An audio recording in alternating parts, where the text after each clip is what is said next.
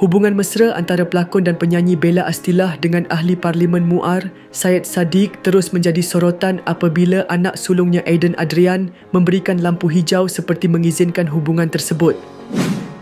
Guys, jom subscribe Drama Tu bagi yang belum subscribe untuk lebih banyak infotainment dan informasi.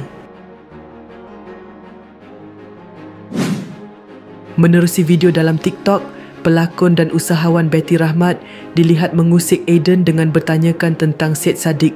Tidak menunggu lama, kanak-kanak berusia 8 tahun itu dengan yakin memberikan jawapan yang mencuri perhatian ramai.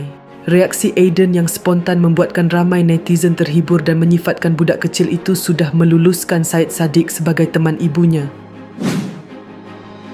Sekejap, nak interview. Awak Aiden ya?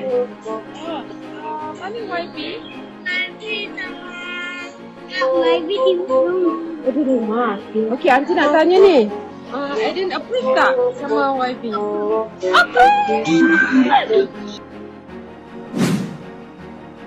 Baru-baru ini, hubungan rapat Bella dan Syed Saddiq semakin hangat diperkatakan selepas masing-masing dipilih menjadi duta sebuah jenama pakaian. Gosip cinta dua personaliti popular yang digelar BASS